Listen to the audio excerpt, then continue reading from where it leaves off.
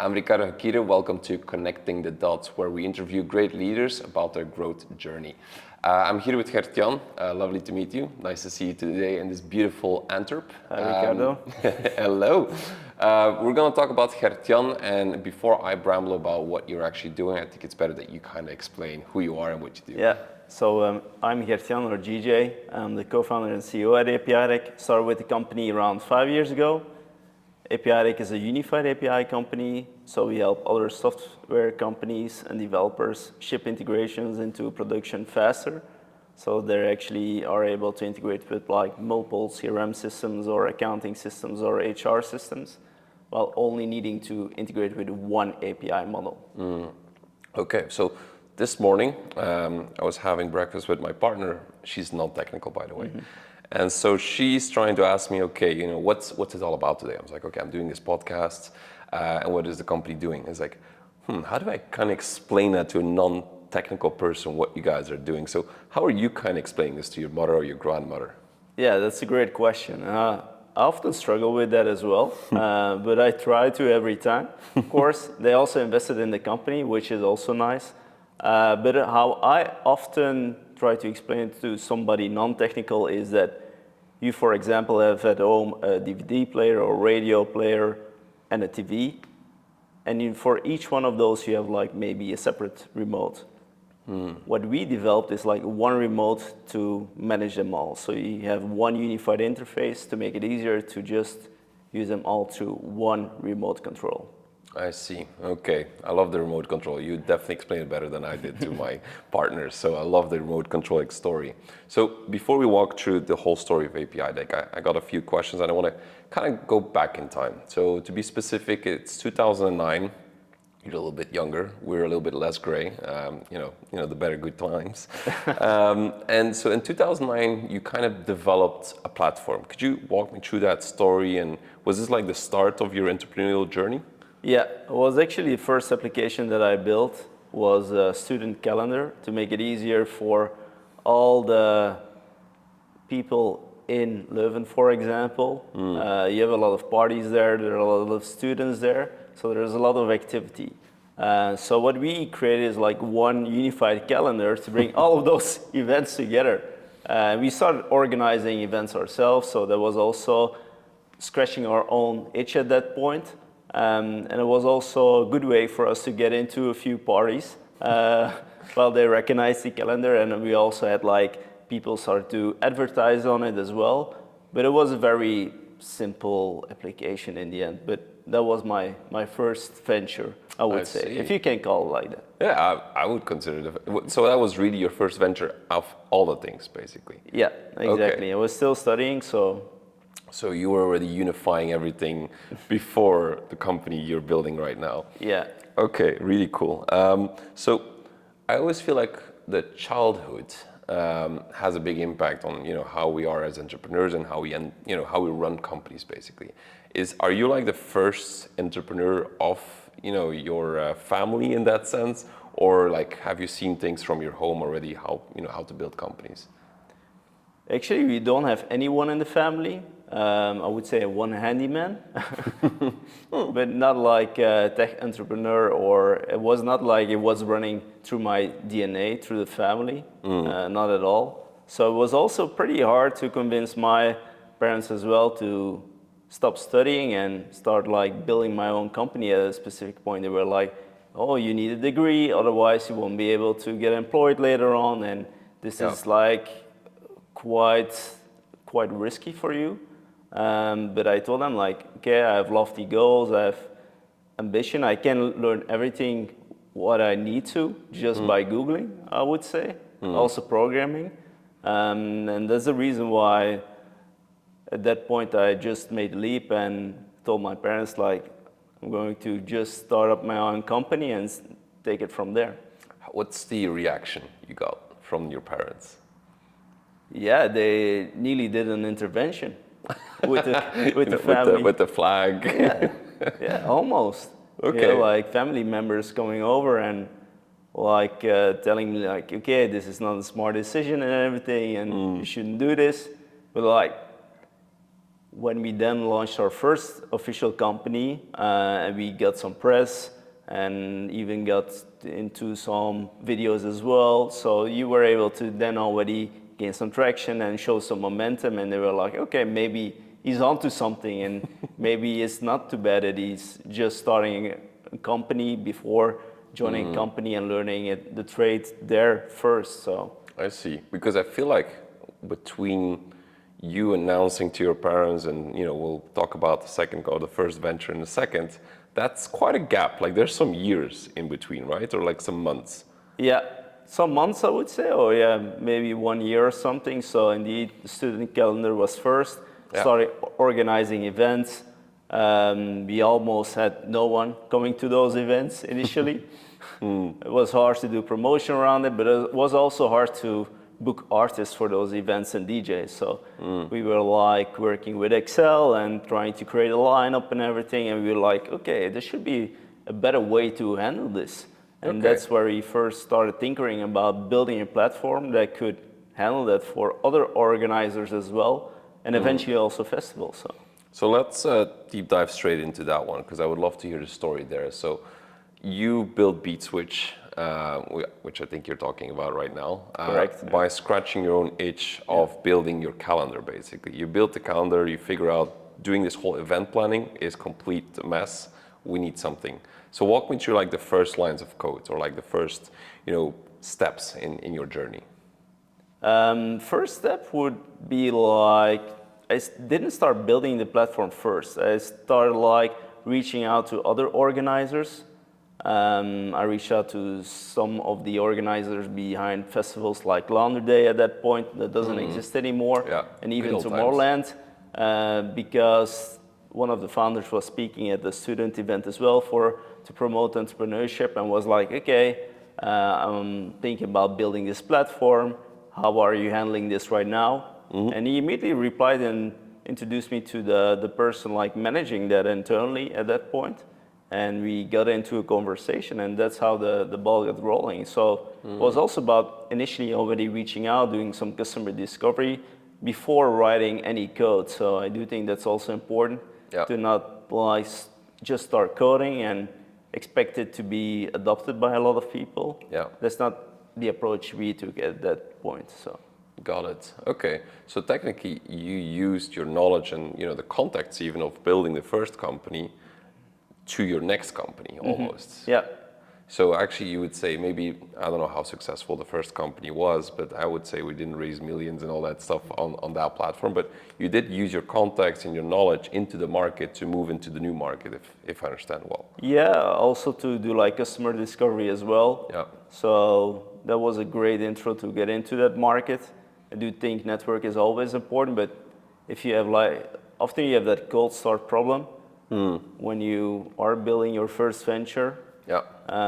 But also, if you're still studying, it's not that you have like a giant network at that point. Yeah. So you just reached out cold. You just called them up, say, hey, we need to talk about X, Y, Z. Yeah, I called email. So and it Before worked. it was cool. Before it was cool, yeah. And it worked. So I do think that's also important to still like reach out to people to try to understand their pain and problems and challenges they're trying to solve, and if the platform that you're building is actually of value or not, because often you can assume that you're scratching your own itch and that market is like 1 million other people are having the same struggle. That's not often the case. So you can avoid a lot of pain and wasted resources by doing good customer discovery as well. So you've done the calls, you're talking to people, they validate the ID, I assume. What happens next? You write your first line of code, they pay instantly, everything goes well, or like what's the next steps? Yeah, initially they were interested, but they didn't sign like a contract. They want first like, are you going to be able to build this platform? So that took a while. I think it took like around 6 months to 1 year. So, and then after that we started like doing the first pilots. But even like the larger festivals at that point didn't commit yet. So it also took some time for them to buy into that and to sign a contract with us. So the first client really paid after 6 to 12 months in that sense. Yeah, I would say so, yeah. Okay, so you got your first client, they're happy, everything goes well, I assume, or not, or There's a lot of customer feedback at that point. So yeah, we were also able to involve a couple of co-founders as well, because before this I was building the initial outreach myself, and I was a technical person, so I was also looking for somebody with a network who could help me get introduced to other festivals and maybe already knew how that process went before. So you're trying to get into a market that you don't really know at that point. So I was looking for a co-founder who already had that domain expertise as well. which I think is like the hardest thing if you're like almost like a student trying to launch a company, which is the network part, I assume. Like you can write the code, but if you don't have the network, especially for these things, I think the market you were in was super hard to get into. Quite old school, you would almost call it. Yeah, and the fact is that you're kind of biased that you think like here in the Benelux we have a lot of festivals. You think that's the case at a global level, but often that's not the case. You maybe do make the wrong assumptions based on that because you think that the market is like globalized and it was not at that point. Interesting. Okay, so you used launch because I think almost in the entire world we know Tomorrowland, which is Belgian. Yeah. You thought Tomorrowland, there's multiple out there in that sense, which was then not the case, if I understand well. No. You had a lot of festivals worldwide, but not as professional as Tomorrowland, I would say. Got it. So you're like, once I have Tomorrowland, the rest will follow, but the followers were not that greatly organized. Yeah, and they didn't have the budgets like professionalized festivals. So yeah. And Live Nation, for example, they were a lot more hesitant to buy a platform like this. So even that, I think, took like a couple of years if you were able to close even one of those festivals linked to Live Nation. Got it. Okay. So, BeatSwitch is round off, right? Or it's kind of finished story or closed off chapter, let's put it that way. Yeah. What are things that maybe you can talk to back then, but now you can maybe more openly share about the failures or like the mistakes that could have made and what would you have done differently in that sense? Yeah. With BeatSwitch, we raised funding too early, I would say. We didn't have full product market fit. We had a few large customers, but the total addressable market wasn't large enough to just find a VC bet. So we raised some VC money here in Belgium as well. And in the end, they limited us as well because you only have a limited amount of bets you can make if you have VCs on board. Yep. Because they have that pressure, they expect growth, which is way higher than other companies would grow organically at that point. So you need to manage those expectations as well. So the fact that the market wasn't large enough and not growing enough was also a problem at that point. So I would, for that venture, do it differently next time. In terms of financing in that sense? Yeah, financing was definitely. And building the right team is also super important as well. So at that point, I already experienced firsthand that building integrations with ticketing platforms and CRM systems was not easy. And the fact that not a lot of engineering teams want to spend time on that as well. They don't want to figure out how 5 or 10 different ticketing APIs are behaving and how those data models work and the authentication is different. So at that point, I was like, okay, there should be a better solution for this. And that's where I started thinking about okay, let's try to build a company around this. Okay, so if I understand well, BeatSwitch, you were trying to integrate with platforms. You were trying to build the integrations yourself there? Yeah, it was more like an ERP system for a festival. So you need to plug into their ticketing system. You're also integrated into the website to publish a lineup, for example, but also the mobile app at the event itself. Then the CRM system or a customer data platform. So there are a lot of different things that you need to integrate with. And as a startup, you have limited resources, small engineering team. You want to focus on your core business. So that's why a unified API could accelerate that and make sure that your team can really focus on building the core platform, building out their USPs, and the connectivity can just be I can add on. embedded Yeah. through like a platform like Apideck. So you were already thinking about building Apideck before it was named maybe even Apideck in that sense. I bought a domain name before actually starting BeatSwitch. Really? So at that time, I bought Apideck to build a solution like 1Password, but just for API keys. Oh, so you were already thinking about Apideck before BeatSwitch. Yeah, but it was a different idea. It was not like that I want to build a unified API solution at that point. It was more like I need a password manager to like host my Stripe keys, my Twilio keys.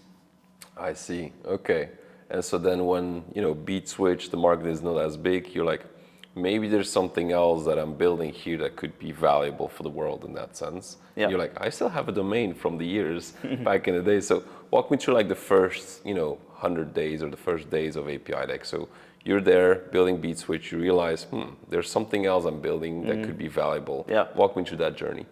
So it's a pretty unusual journey, I would say, since I was still winding down BeatSwitch at that point. Yeah. So I combined both companies for 2 years. So I started up the company together with my brother first. So he started building like the first proof of concept for Apideck together with me. But at the same time, I was still trying to find also soft landing for BeatSwitch at that point as well, since we had a lot of nice customers still, and I don't want to just disappoint them at that point. So I started combining both companies. So of course that had an impact on not moving fast enough with Apideck in the beginning.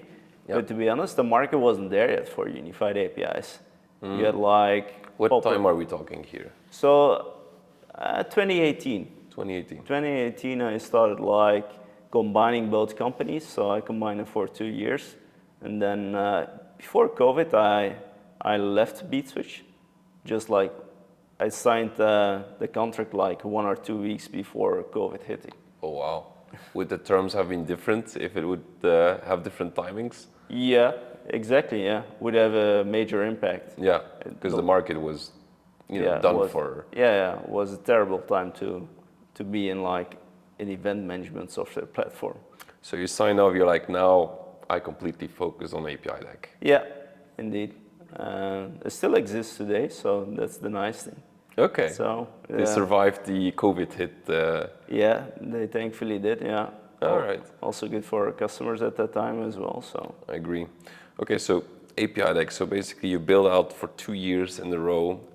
If you would think about it right now, because I'm actually having this, a little bit of the same, is that would you have closed that chapter earlier, or would you say it was just not the right time? I think it's good that we took those 2 years. I think it's good that we took those 2 years. But after those 2 years, we should have maybe moved faster and raised more funding at that time. Okay. Because I was still biased from my previous company that don't raise too fast. Yeah. And then you maybe lean in a little bit too much into the other way. But we were able to grow the company. We didn't start off with building the unified APIs first. So we started off first with building an integrations marketplace product, which is more like a CMS or a Shopify where you can list all your integrations and partnerships that you have, link that to your website, where you can position yourself as we are a fully integrated company. We integrate with Salesforce, HubSpot, NetSuite. So you have landing pages for those. And that was easy to sell because you have a lot of market value. You can position yourself as a platform. And it's not that difficult to build since it's a CMS. So that was the first step in the Apideck journey in those first 2 years. Was that like were you thinking about that's first step and then second step comes there, or was like, I don't know, like let's see easier thing and we'll see what comes after? Was it like premeditated? It was premeditated, yeah. Okay. Yeah, the fact was that we knew that building a unified API platform is hard, requires a lot of money to build it. And we wouldn't be able to sell it in those first years because we were still building it. So I want to have something to sell at that point. And also in the meantime, already build trust with the market by then having the integrations marketplace already linking back to Apideck as well. from programmatic and SEO perspective as well to build already domain authority. So it was more like a growth marketing strategy, I would say. Okay, interesting. Yeah. So I've used the product before, and I've also I've been a user in that sense. So, and even with clients, we've seen it already. And one thing that stood out to me is, and the reasons why sometimes we also recommend it is, it looks so really good. It really looks good. So there's a lot of, I feel, detail to UX and design. Does that come from you? Is that something you care about a lot? What's the reasoning? Because your website and the whole platform looks amazing. Yeah. So what's the story there? Yeah. At this point, I would say that our design could be refreshed. So we're also thinking about that as well, because times are changing. There's a lot of exciting stuff that we built in the past that's not really visible yet on our website and everything. Yeah. But the design approach is mostly around let's try to build a platform like Stripe with a great developer experience where you see the value of not being only an API first product, but can also showcase what are the UI elements on top as well, and still try to wrap it in something that really is interesting for people to buy, and where they see also the aesthetics behind it as well. So design was important. Thankfully, we had a great designer from the start. And for me, it's also super important to position yourself as a leader in the market by having a great positioning, great branding, great design as well. And for us, that's not only about design side, but also developer experience is super important. And it comes up a lot in customer conversations and with leads. They tell us, you have great looking documentation, who is building your website. So we get a lot of compliments around it. And that's nice to hear, since that's really a conscious decision as a company and something that we value dearly as a team as well. Yeah, I think if you think about a few years ago when websites were built, it just had to work. It just works. The button works. You can fill in the form great. I think a lot of companies haven't really adapted this philosophy of design first and design as a USP. They kind of see it as this extra thing. I think you made the conscious decision to make it look good looking, so it's also an extra USP, if I hear this well. Yeah, of course. Yeah. It attracts the right leads. So we've from the start to trying to convince larger companies from the US, for example, to sign up with us. And that's also why we had our office in San Francisco. We've been traveling to San Francisco a lot as well. But they also are working with cutting edge other SaaS companies and API first companies. And if you look at the design of a company like Stripe, that's really for us where you need to be, the standard in that sense. That's a standard. That's a golden standard for us. So. Yeah, I agree, by the way. It's I think any company should not just see it as a cost, but also as an extra USP, just adding to the layer, I would say. Because most see websites building as a cost, which is weird. Yeah. Because it is actually your USP you're building. It's your 24/7 agent that's working around the clock to promote your brand. Exactly, yeah. So getting back to, because you have unified APIs, you have embedded iPaaS. So, for the people that don't know the difference, because I feel like some people might have that question. In your own words, what is a unified API to you? Unified API to me is one API model that you can integrate within your code base. So you reliably know that if I'm going to be pushing and lead to a CRM, that you don't need to know the specific data model of Salesforce or Pipedrive. So in the end, you have a lot less code, and we do the translation in the API layer itself. So we do the translation to the Salesforce API because we know how it's structured. We also enable our customers to go outside of the unified data model as well, because we recognize that you can normalize maybe 95% of all data across those providers, but you still have custom fields and everything around it that's maybe specific to one provider. And we're providing those building blocks still so they can build a deep and native integration with those platforms, but also have still the benefits of having only one API model that they need to take in mind in their code base as well. Got it. So I would say company name, Salesforce would say company/name, HubSpot does it differently. Again, Pipedrive says, you know what, let's go crazy. We call it CNAME. Or account. Or account, indeed. And so you're kind of unifying everything so they, developer can just walk in and say, I want to connect straight up. I don't have to think about the data model of HubSpot or Salesforce. Yeah. We manage the taxonomy. We try to really unify the B2B data that's out there and available through those APIs. So there's a lot of thinking as well in structuring an API model like that. So how we approach that is by looking at those API docs of the larger companies in the space and then try to factor that into our design as well. Got it. Maybe a fun, I'm just thinking about this random question, is like, do they kind of inform you when a change is coming up? Like, let's say Salesforce has this new field and they're changing the name. Do they kind of inform you, or is it like randomly something breaks and you kind of have to deal with that? It really depends on the maturity of the company, I would say. Some of them have a change log and also will inform developers integrated within their APIs as well about upcoming changes, so they have versioning in place. But at the same time, we recognize that not all of the APIs that we rely on are that mature or see the importance of their APIs. So we build our own open source library to monitor for changes proactively on those APIs as well. So we know if we generate an API contract from our side, which is used to build the connector, that we know that it's the actual truth. And most of the time what you see in the market today is developer docs are not always accurate. So they may list a field or an endpoint which is not available anymore, or vice versa when they introduce a new field which could be integrated, but you don't have any way to be notified about that. So it's called Portman, that library, and it's being adopted by a lot of different larger companies, not only B2B SaaS, but also outside of that, are using that to monitor the actual fact that the API implementation that they produce is still in compliance with the developer docs that they have. Oh, okay. So that's so even the companies you're integrating with, they use you in order to check their documentation. Some of them do, but also larger companies where you would think one of the developers, John Deere, for example, I do think they're using that somewhere within their API ecosystem. So it's interesting to see which kind of companies are playing with that and need that kind of tool to make sure that everything is reliable, because APIs are a moving target for a lot of companies. Certainly now they see the importance of exposing their data for integration purposes, for partner purposes. Yeah, for the future, but we'll get to that in a second.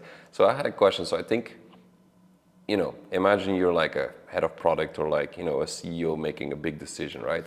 So one question which I assume comes up is like, why do we kind of need this API deck coming in? Like, why don't we just build it our own? Like, we have this technical team, we can build this. Like, what would you say to like them? Is like, why would you build versus buy in that sense? Most of the companies that come in already notice the struggle of releasing a few integrations, putting them out there, customers are using them, they break at a certain point, you start to need to maintain them. Engineers don't like to spend time on that. At that point, they also have a new customer coming in or lead that says like, okay, I want you to integrate with Workday. Then you need to have an engineer who is able to also have the expertise of knowing the domain knowledge of Workday, for example, and integrating that within their own system. So you require a special breed of engineers to be able to do that at scale or have a large team. And at the same time, those teams want to focus on building fun stuff and exciting stuff. And managing integrations and maintaining them is not one of them most of the time. We like the pain of managing integrations, but not of other companies like to focus on that. So that's our skill. I see. So you're basically giving fun back to the engineers. Yeah. Productivity and fun, I would say. So they can actually focus on the future, if I understand. Yeah. And it's moving fast, and they need to focus on those different parts of their business. Have you had customers that really like, they have like 20 integrations and they're like, please, never again, no more one, like, can we just switch back to you guys? Or have you actually people have left and they're like, no, we need to go back to API Deck because this is like not working? Yeah. I would say one of our first larger customers that we closed, they were integrated with Xero and QuickBooks. And they recognize that managing 2 integrations is already quite tough. And we want to add a third one with Mind Your Own Business in Australia. It's another accounting system. At that point, their team was around 100 people. And they had like pretty large engineering team already. And they were like, no, we don't want to do this internally. We want to have a solution for this. So for this new accounting system, we're going to integrate to you. And if we see if it works, then we will switch over all our existing business of using Xero and QuickBooks also to this unified API implementation as well. In the end, this was Invoice to Go, one of our first larger contracts that we closed. Shortly after that, they got acquired by Bill, also a public company in the US. Maybe it's the reason that they were using Apideck that also that helped. with the acquisition. I would tell that, but it was a great customer to work with initially and still is like a great customer for us. So. And I like that story since it's only about 2 integrations initially that they already had internally. So. And they just like, here's your test case. If you can make this work, we'll jump in. Yeah, and even for those 2, it's already super complex to manage those. I agree. So talking about this, right? When I hear you talk, there's a lot of data that comes into play. And my question would be is like, how do you kind of handle this sensitive data? Because like you're dealing with HR systems, accounting systems, receivables, like sensitive data. How do you kind of handle that? Yeah. So we build our platform from scratch to be fully stateless and serverless. So we're not storing any of that data. Where other unified API players in the market today are having a data cache in between and storing that data, needing to continuously sync that data back and forth, which has a huge impact on data storage costs and also compute costs as well. But also is like a large liability because if you're going to be using a solution like Apideck or another one, and you keep that data with a third party of all your employees and customers and your financial data, that's a huge compliance risk. So we built it from scratch to be fully real-time, not needing to store the data. Makes it a bit more difficult to do it in real time and to map the data initially, but the rewards are so much, they're compounding in the end because the fact is you get real-time data, you have also much better pricing model that aligns with the value that you're bringing to customers, so that's also super important. And since, GDPR is also important, you have CCPA in California, you have a lot of healthcare data as well and different regulations around that. So in the end, this is the right approach, being fully serverless. It has like a lot of benefits. So you would almost say that compared to your competition, because you're not storing the data, you can actually lower your, I wouldn't say lower costs, but you have lower compute costs to compete. And you're actually more compliant. It's more difficult, but from a business perspective, if I would be listening from a business perspective, I would say Apideck makes a lot more sense. Yeah, exactly. Okay, that's an interesting take on it. Is this like something you've built from like, okay, this is where the future will be, or was it a client that asked this? Is like, I don't want you guys to store data, or is it like, I see the future, this is where it's gonna be? Being initially founded in Belgium, I think is also important. As a European company. But at the same time, around GDPR, we also did a lot of projects. We created like GDPR form and GDPR checklist. So we already knew upfront that this is going to be important regulation for everyone. And certainly in B2B, data is going to become more and more relevant right now because of auditing and compliance. And you also want to have like a client-first approach to this, right? You don't want to burn all those trees trying to sync data back and forth if you don't need to. So it also has a lot of other Why do you think benefits. your competitors do it? Like, why do you think they haven't thought about this? They definitely consider it, but the fact that you don't need to do it real time, you can actually brute force it because then you don't need to actually map all the downstream fields that are available and filters that are available. You can push it to a database and then you use that database to do all the querying. So you're brute forcing the problem. It allows you to have more connectors initially, but it also has like a lot of impact on your compute costs as well. Got it. AWS cost or Google Cloud's bill. So it keeps increasing. And we are banking on the fact that a lot of APIs will become more efficient as well and become more feature complete. And as they become more feature complete, it will also enable our customers to build even more efficient implementations themselves. Well, let's talk about the future then, because I think that's an interesting take, right?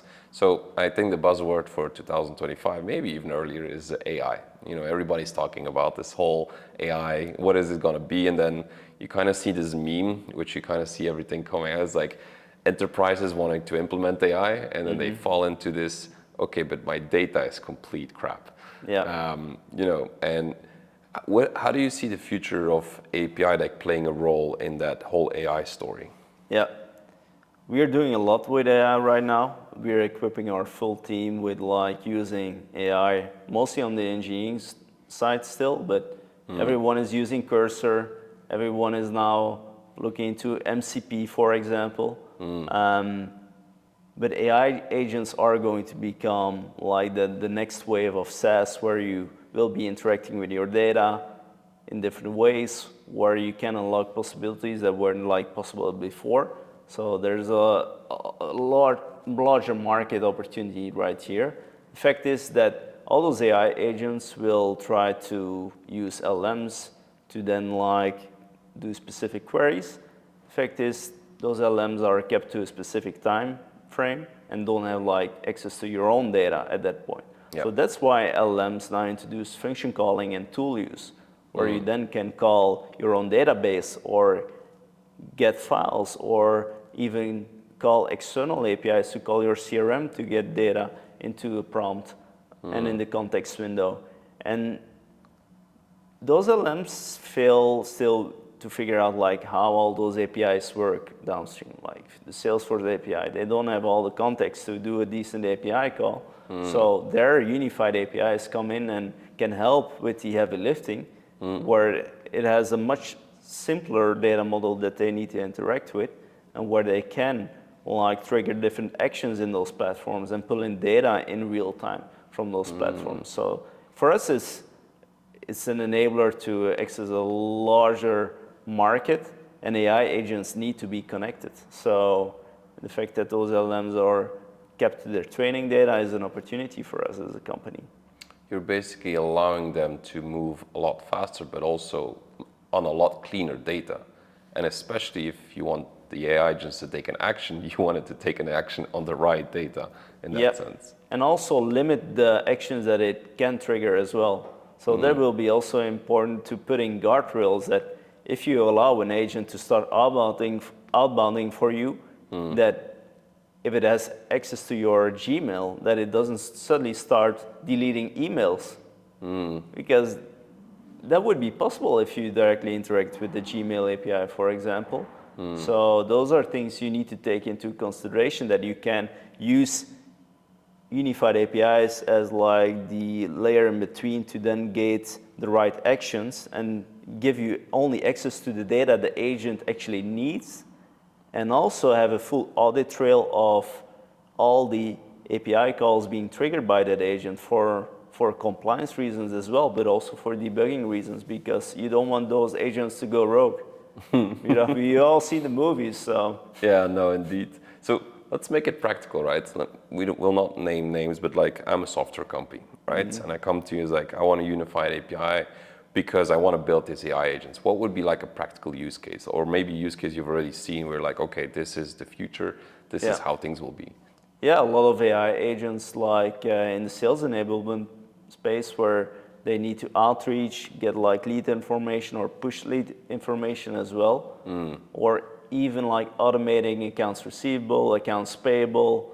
You want them to be connected to your ERP system and accounting system. So we have a lot of AI companies coming in right now, and they already see use cases across HR, for employee on and offboarding, but also for those financial use cases as well, and CRM. So there are a lot of different opportunities. We focus on HR, CRM, and accounting, but we now also have an e-commerce API, a file storage API, and those platforms are also essential for specific use case for AI agents. Okay, so basically you're basically going to be the layer in between the future and what's possible right now. Yep, exactly. We will be that one-to-many connector to enable them to just press the remote and get access to the data or trigger an action. So. All right, that's. I think I'm going to close off with the remote comments, which I kind of love. Grandmother, if you're listening, and mother, if you're listening, the remote was actually the best explanation. Thank you very much. Cheers. You're welcome.